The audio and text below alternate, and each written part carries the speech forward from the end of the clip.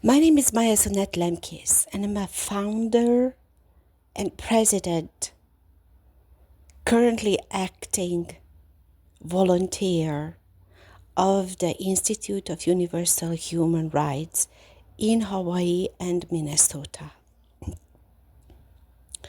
I am delivering my messages through podcast shows because I find it the most effective way to reach people's souls. Videos can be destructive. I would like you to focus on my messages with your soul and your heart. First, I would like to start out with a very current message that I will be exploring in the next couple of weeks.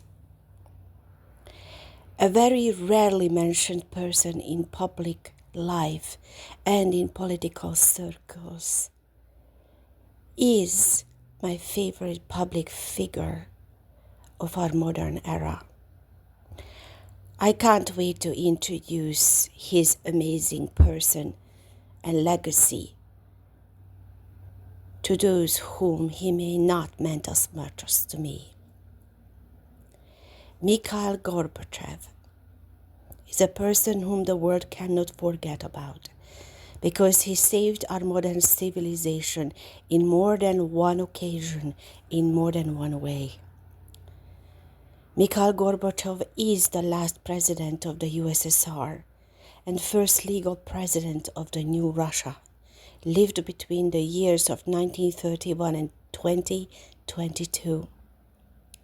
His life has covered a critical point in world history, and he left a tremendous legacy to make an unforgettable influence.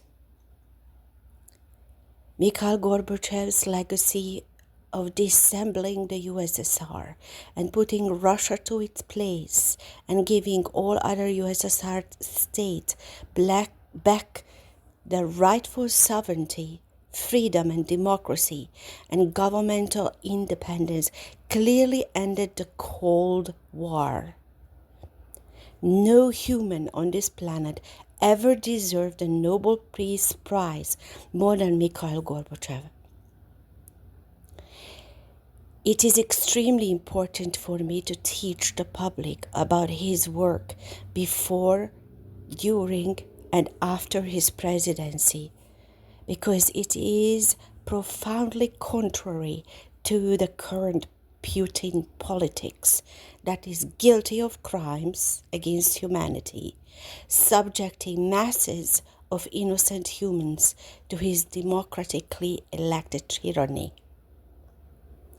The culture both are representing are in contrast with each other. And the more the world focuses on the achievements of Mikhail Gorbachev instead of the damages of Putin's politics, the more likely we survive an unprovoked, unfair, and unconscionable war against humanity, with Ukraine on the front lines.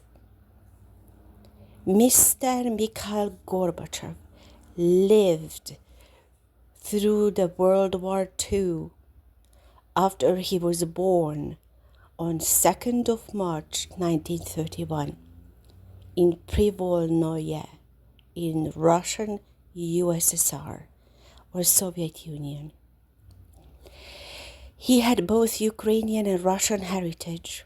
In spite of his Marxism, Leninism-based public education, by the time he reached his career, he leaned towards social democracy that he eventually was able to lay the foundations for. Today, Russia claims to be a republic operated by social democracy principles. His political courage for incorruptibility, innovative thinking, social discipline by sobering up his country, and incredible insightfulness moving his country toward free market economy distinguishes him from any leader at any time of Russian history. His foresight's benefits can still be traced to the economical success of Russia, in spite of the dark ages of shameless criminal political violations against citizens and international relations of the Putin regime. His determination, even after a shameful and highly regretful impeachment and asylum into Switzerland, to continue his work for global peace needs to be brought more and more into public discussions in order to continue making a positive influence on the injustice currently weighing on the region. On August 24th in 2022, 5 months after the onset of the criminal Russian war in Ukraine, Mikhail Gorbachev must have died of not just old age but of a broken heart at the age of 91. Mr. Gorbachev's politics achieved the greatest honor in Russian history that his own country's citizens rejected and still demise. With a gentle and kind-hearted diplomatic manner, but also an incredibly insightful, immensely prolific genius, we have never seen Russian government's leadership role before.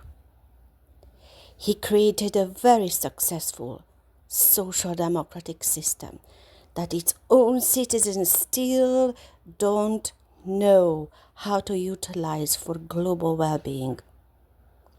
Democratically elected dictators like Putin are still dangerous dictators, and it is scary how many of their citizens are still inspired by his failing efforts for world dominance at the expense of other nations by number 9 and their massacres. As a 20-year-old graduate, I fled my country, Hungary, of the Eastern Bloc, soon after his impeachment year, taking the opportunity of the fall of the Berlin Wall and Iron Curtain to seek a chance to heal and educate myself in healthy ways about the affairs of the world, including politics. Though I always seem to think that all people know of his significance, I was shocked how little the Western and developing world actually has knowledge of him all over the world. And what an immense impact he is on our lives today. After the onset of Russian rage for a sick desire to rule the world, I can find not a more important message to put before the international youth, a new millennial generation, than the work and life of Mikhail Gorbachev.